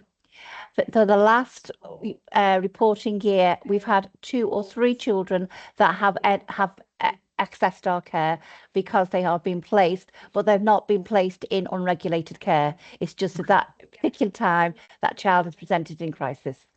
Okay, thank you. Thank you all, and thank you, Liz, for joining for the comprehensive report, and apologies for rejigging the agenda and coming to you later than we were expecting. I'll move on now to the next item on the agenda, which is 77II, which is the 3A's report and updates from the assurance committees. I turn first to Nicola as chair of the audit committee. Thank you, Chair. Firstly, the committee was alerted to the fact that sadly there's still an extended delay in centralising the medical staff changes. So we agreed that we would receive a further report at our next meeting pertaining to the mitigation and progress in resolving this delay. The number of items that we were advised upon, we were advised upon the conflict of interest audit was substantial. We approved moving the data quality audit from Q2 to Q4, but we are conscious of the wider implications of the importance of data and data quality for all our assurance purposes. So although this will be monitored by FPC, we wanted to make sure that we understood the links to the other assurance committees as well. The stroke performance audit, we were assured that 4 out of 5 recommendations had now been actioned, and the final action was expected to be resolved within a week, so should have been resolved by now. The committee also was encouraged by the attendance of board members who did not attend. The committee also encouraged board members who had not been able to attend the national webinar being put on regarding fraud offence to attend ones that we were going to be putting up for the board itself. But I also would note that there were a number of members, particularly colleagues who are part of the audit committee, who had already ensured that they had attended the regional meetings that had already been held. So this will be just for those members of the board who haven't already received that that training. It is an important training for us. We need to be really aware of what our responsibilities are in that area. And we also approved the managing conflicts of interest and the anti-fraud, bribery and corruption policies. We received the EPPR and we approved the core standards action plan for that. Finally, we were assured that the trust has no breaches and has met its fit and proper persons requirements, and we have submitted our self-certification to NHS England. Thank you, Nicola. Are there any questions for the Audit Committee Chair? If not, we will turn to the People Committee Chair. And Karen, can you report on your rather truncated meeting on Monday? I can, Chair, thank you. So some of you will be aware that due to the major incident that occurred on Monday morning, we took a decision to reduce the agenda just to consider the critical items. So I'll report on those items. Just from an assurance perspective, to ensure the delivery of the schedule of business and the ongoing oversight of people-related matters. Myself as chair, with non-exec and exec director colleagues, we agreed the following actions. So we already have an agenda setting meeting scheduled for this coming Monday, and we have extended that so that if there are any assurance matters that need to be urgently addressed, we'll cover those. We've also extended the length of the December meeting so that we can be sure that we do justice to everything as required. So we will maintain robust assurance despite that meeting needing to be shortened. So just in terms of the critical items from our meeting on Monday, we would like to alert the board, as we were alerted, that the sexual safety policy has not yet been approved. But we did note 3 actions in support of progress towards that approval. The first was that executive sponsorship was going to be reviewed to ensure that we had appropriate leadership for that policy. And actually, since Monday, I understand that Helen Skinner has agreed to take on that executive sponsorship and leadership. So thank you, Helen, for that. The second action is that the policy framework is going to be included in the next employment policy programme report update. That's scheduled for the 22nd of December. And also confirmation of the policy status and timeline for submission to the policy development group will also come with that. We particularly noted the expectation going forwards as part of the target operating model, the expectation that trusts will adopt national policy frameworks as they stand as a national policy, and that any learning or any adjustments or any recommendations will be fed back through that national process, and that should avoid any delay in the future. That said, we noted the developments to date and the planned onward work, and we were assured that the trust is implementing recommendations from the sexual safety assurance framework. Just one point to advise the board. You'll be aware that that there has been significant work undertaken to address historical gaps in the recording of DBS checks for staff where that's required. We were anticipating that this work would be completed and that we would have a closure report in October. Two elements to this.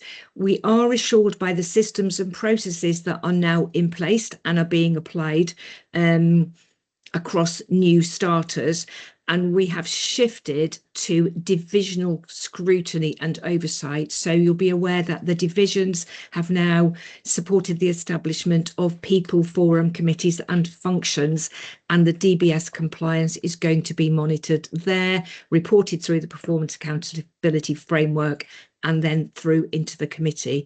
The numbers outstanding are small and reducing daily, given that divisional scrutiny.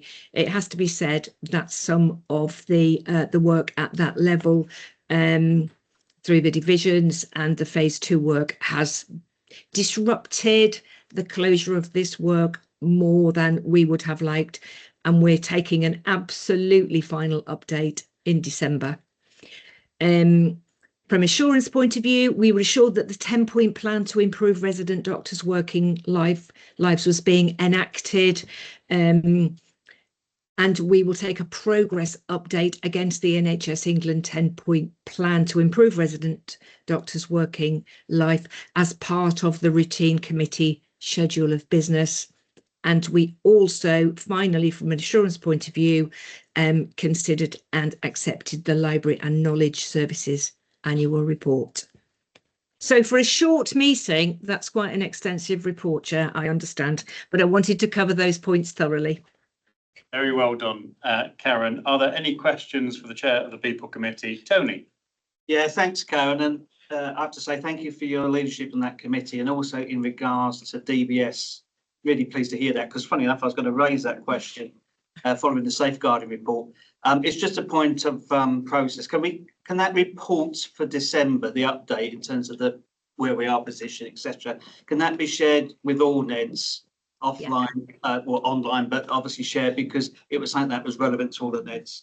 That was a particular area of concern. Yeah, Thank you absolutely, Tony. I think that closure, both formally through committee and for NEDs, is really important. So very happy to do so. Thank you.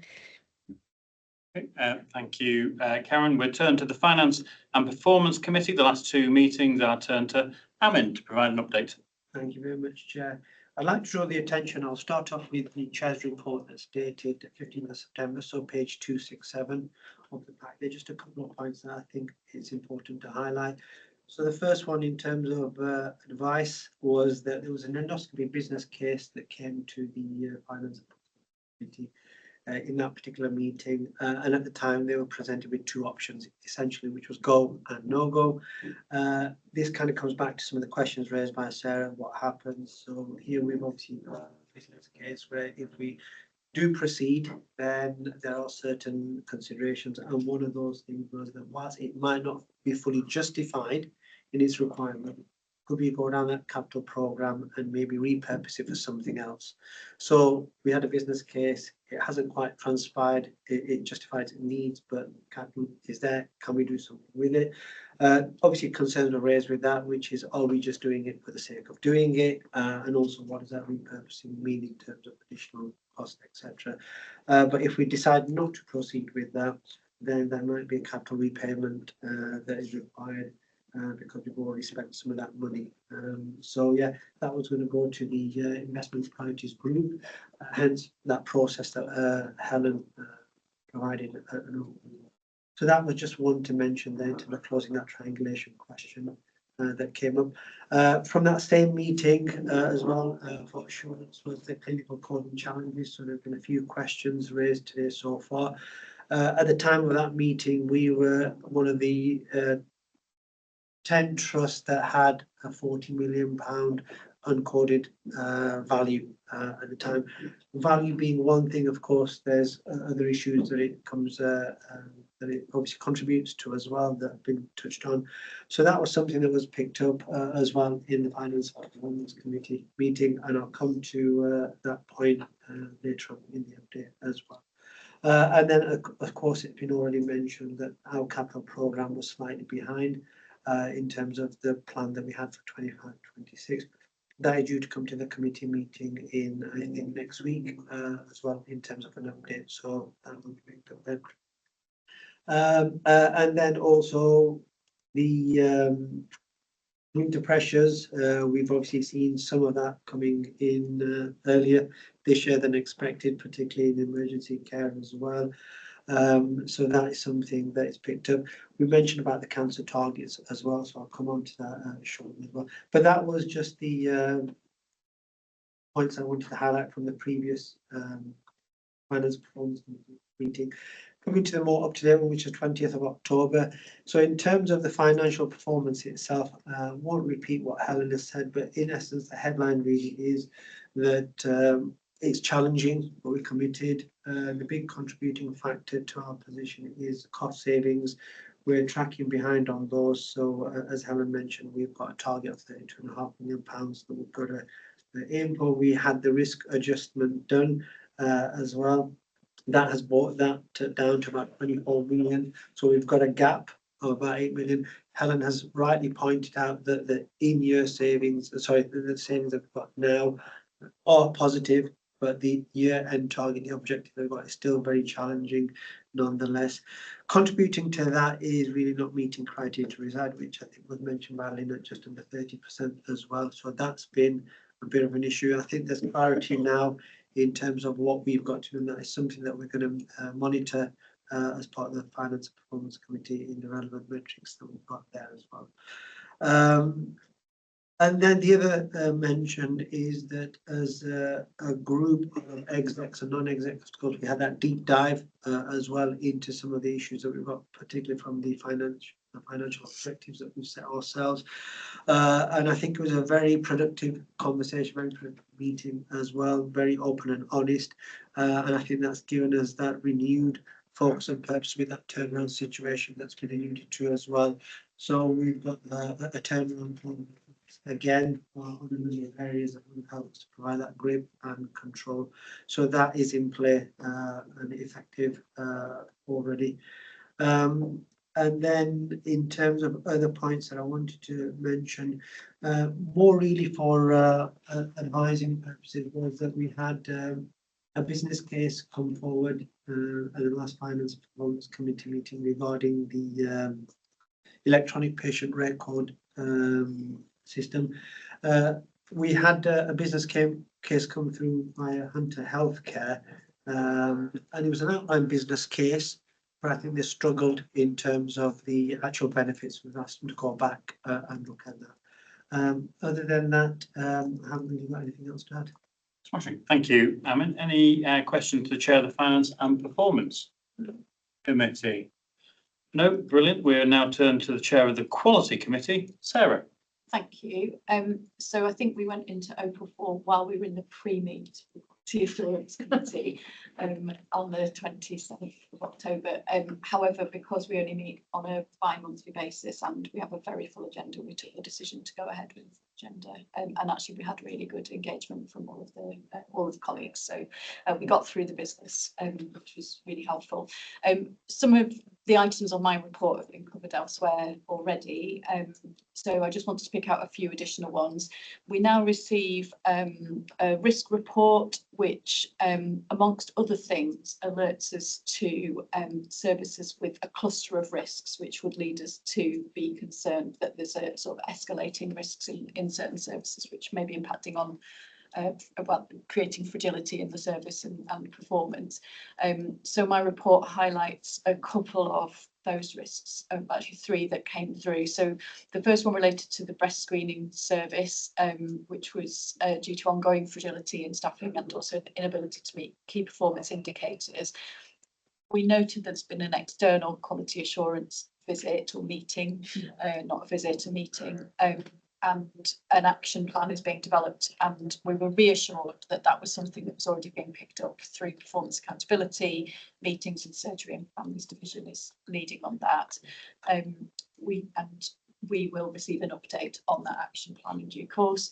We touched on reduction in service capacity for paediatric dietetic service and revised mitigations in place around that, so we'll continue to monitor. Third area was related to the histopathology service, which includes accreditation issues, and we'd also been alerted to one of our reporting groups, which is compliance and assurance group.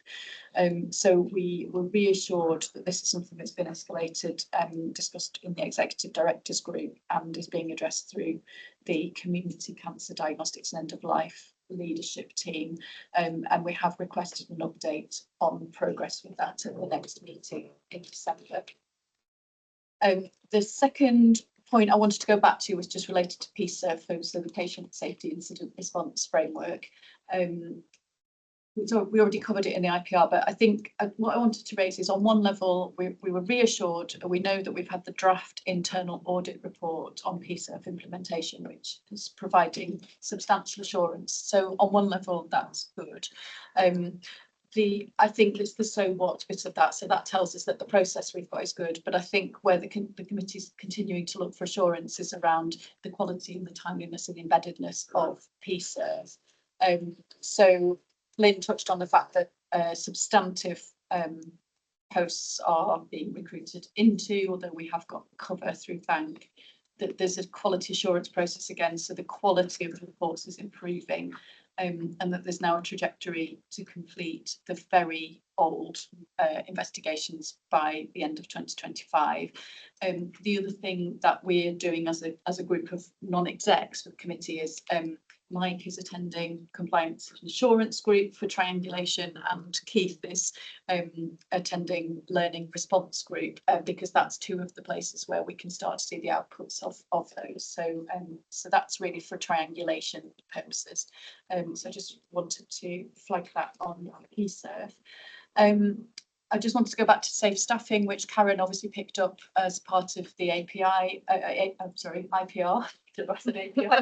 There's too many acronyms. So this was something we discussed actually as well at Quality Assurance Committee, and we were advised actually that although the safe staffing is stable for the reasons Lynn highlighted, the vacancy rates are rising and fill rates are deteriorating. And one of the contributory factors to that has been recruitment capacity issues for vacancies, which leads to wider 1LSC restructuring and reconfiguration. So we're reassured that that restructuring process, I think, is starting. But I think it's making sure that we've got a route to ensure that particularly concerns which are impacting on clinical areas are escalated and can be picked up in a timely manner through 1LSC. There, I think, just a couple of things to cover. We were due to receive a report on Freedom to Speak Up Guardian service, and that was deferred for this meeting, but we felt it was really important when we had a verbal update, so we did receive that. And we noted that there's been a temporary gap in service for Freedom to Speak Up, so wanted to seek assurance around how colleagues can raise concerns without that element of raising concerns being in place. So we know that now there's service recovery underway in terms of returns to work for some of the team, and that routes to raising concerns did include pathways that didn't involve going through line managers, because we know that can be a barrier to colleagues raising concerns. So we're reassured about that, and obviously we'll look forward to receiving the report at the next meeting and hopefully continued assurance around recovery of the service. Two final assures to share. The committee was assured that the closure of the Royal College of Surgeons report for orthopaedics has been confirmed, and I think this is back to one of Karen's point about institutional memory. So this was an area that had been an area where we had an external review and report, and that confirmation of closure means that we're assured that everything that needed to be done has been implemented, and the Royal College of Surgeons is assured by that as well.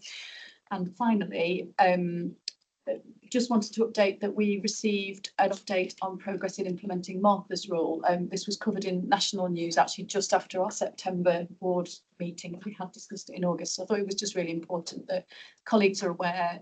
That's something that is being led through Chief Nursing Officer's team, and the discovery and diagnostic phases are nearly complete, and the sort of the first initiative is due to go live for testing in December. So we were assured by the progress of implementing Martha's rule to enable patients and families to be able to escalate concerns in a timely manner. I'll stop there. Thank you. Thank you very much, Sarah. Any questions to the chair of the Quality Committee? If not, we'll turn to the chair of the Transformation and Improvement Board, Tony. Thank you, Chair. I'll try and keep it reasonably concise. As you know, the board member 28, as per the report, the oversight is for the programme to change the sustainability programme. And there's 5 areas listed in the 3A's report. I think the first thing to say is we've probably, I think, got a stronger grip and control in terms of governance delivery, in terms of methodologies. And again, this office will be able to take talk to that. I'll just highlight the exceptions. There were kind of areas I highlighted as red were gynecology, in terms of service reconfiguration, pathway standardisation, ophthalmology, clinical service reconfiguration, again, pathway standardisation, and our favourite topic, not meeting criteria to reside, capacity reduction, demand work stream. I think it's fair to say we gave a real sufficient amount of time on those areas for obvious reasons, and it's not just about finance. So if you take not meeting criteria to reside, we've seen in this board today about the impact on mixed sex wards, corridor care, as well as waste reduction improvement programme. So for those reasons, we're kind of focusing quite heavily on the methodology in terms of how we're going to turn those around. I think we had some significant reassurance in terms of delivery, but delivery will be improved in terms of outcomes. Metrics also were being discussed and first time shared against those programmes, which are also going to be improved as we should expect over the coming weeks. One other thing that came up, it's a bit of a recurring theme for today's board, was concerns over delays to space utilisation work. The programme is delayed due to staffing shortages within the department, which again is linked back to one OSC. So I'm highlighting that maybe for conversation later part today. The third point to note is the terms of reference. So the terms of reference for the TIB were revised. I'm pleased to say that we've strengthened the membership from a non-exec associate NED point of view, and Keith will sit on that board meeting with agreement with the chair. And then the final thing, which is most important for all of us, I think, is visibility of the programme. We will be bringing back to December either in private board or a board development session as a central piece on not meeting criteria to reside, because that's a key piece that we've wanted as a board, unitary board, to find out more about, but also to provide some updates on some of the other programmes. The reason for doing this is it's relevant to all the NEDs and the unitary board members. And secondly, it's a smarter utilisation of time rather than having to take things through each committee process to report on them. And obviously there'll be some significant conversations. That will also be for the governors, because obviously we said we need to make sure that governors at the appropriate point are cited on this. So that's the summary of my report. Thank you, Chair. Thank you very much, Tony. Are there any questions for the chair of TIB?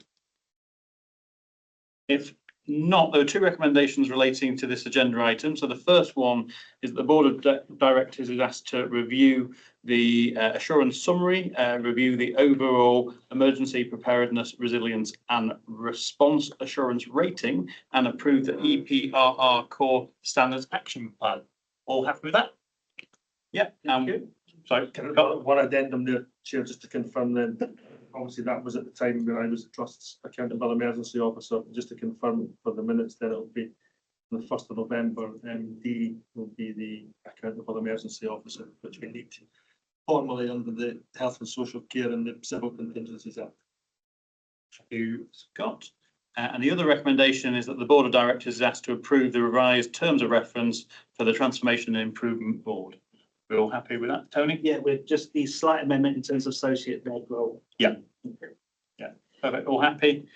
Brilliant. That brings us to 11:05. So we are running 10 minutes behind schedule. We're going to have a brief coffee break now for 10 minutes. We will reconvene at 11:15 promptly. I will start the meeting whether you're here or not. 11:15 promptly. So we'll pause the recording and see everybody in 10 minutes time. Thank you.